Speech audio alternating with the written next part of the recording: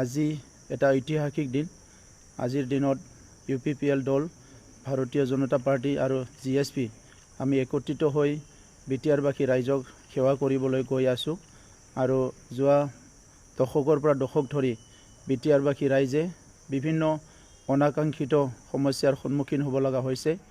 আৰু সেই সময়ত বড়োসকলৰ লগতে বিভিন্ন জনগোষ্ঠীৰ ৰাইজে বহুত দুখ পাইছে, কষ্ট পাইছে। আৰু এইখিনি সময়ত আমি বহুত সময়ত হয়তো সমভাগী হ'ব পৰা নাই, এইকাৰণে মই ক্ষমা বিচাৰিছোঁ।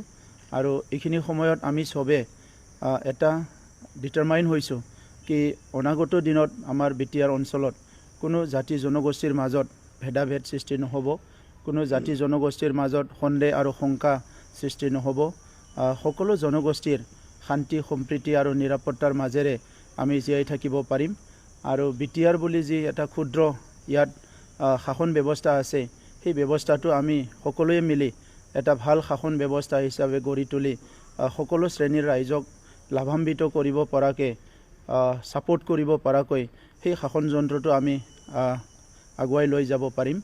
আৰু এই ক্ষেত্ৰত মই বিটিআৰবাসী, আমাৰ ইণ্টেলেকচুৱেলসকল, বিভিন্ন জনগোষ্ঠীৰ আমাৰ জ্যেষ্ঠসকলক মই নমস্কাৰ জনাইছোঁ, শ্ৰদ্ধা জনাইছোঁ, যিসকলে আমাক সদায় পৰামৰ্শ দি আহিছে, সহায় কৰি আহিছে এটা সুস্থ সমাজ গঢ়াৰ কাৰণে।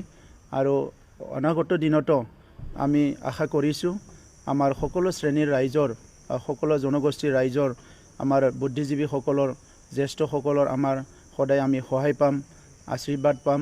আৰু ইয়াৰ লগতে যোৱা নিৰ্বাচনৰ সময়ত ৰাজনৈতিক দলবিলাকৰ বিভিন্ন যুক্তিযুক্ততা কথাবিলাক ক'ব লগা হয়। আৰু সেই কথাবিলাক নিৰ্বাচনৰ পিছত সকলো পাহৰি যাব লাগে, কাৰণ নিৰ্বাচনৰ পিছত 5 বছৰৰ কাৰণে আমি চবেই মিলি এটা সমাজ সেৱা কৰিব লাগে।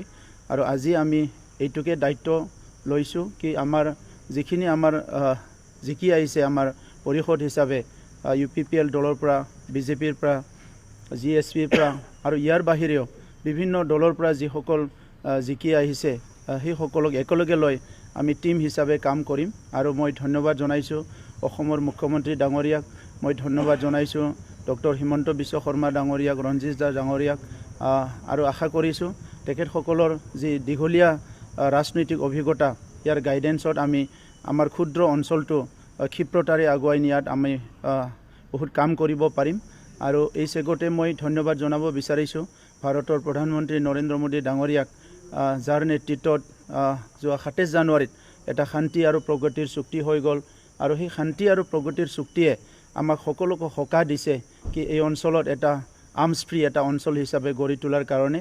আৰু এইকাৰণে এইবাৰ নিৰ্বাচনত সকলো উৎফুল্লিত হৈ পেলাই অংশগ্ৰহণ কৰিছে, আপোনালোকে দেখিবলৈ পাইছে। নাচ গান ফূৰ্তিৰে চবে অংশগ্ৰহণ কৰিছে। আৰু এইটো একমাত্ৰ হ'বলৈ পালে ভাৰতৰ প্ৰধানমন্ত্ৰী নৰেন্দ্ৰ মোদী ডাঙৰীয়া আৰু গৃহমন্ত্ৰী অমিত শ্বাহ ডাঙৰীয়াৰ নেতৃত্বত সেই চুক্তিখন হৈ যোৱাৰ কাৰণে। গতিকে এইখিনি সময়ত মই তেখেতসকলক ধন্যবাদ জনাইছোঁ। আৰু ভাৰতীয় জনতা পাৰ্টীৰ সভাপতি ডাঙৰীয়াকো মই অনুৰোধ কৰিছোঁ কি আমাৰ UPPL দলকো নেডাত চামিল কৰিব লাগে। আমিও এই উত্তৰ পূৰ্বাঞ্চলৰ যি এটা ৰাজনৈতিক গঠবন্ধন, ইয়াত থাকি আমাৰ অঞ্চলৰ উন্নয়নৰ কাৰণে আমি কাম কৰিব বিচাৰোঁ। আৰু আপোনালোক সকলোকে মই এই সময়ত ধন্যবাদ জনাইছোঁ। আৰু বিটিআৰ অঞ্চলৰ সকলো সমস্যাখিনি আমি নিজৰ সমস্যা বুলি লৈ পেলাই, সকলো জাতি জনগোষ্ঠীৰ সমস্যা আমাৰ নিজৰ সমস্যা বুলি লৈ পেলাই আমি কাম কৰিবলৈ প্ৰয়াস কৰিম। আৰু আপোনালোকৰ সহযোগিতা সদায় পাম, সেইটোকে মই আশা কৰিছোঁ।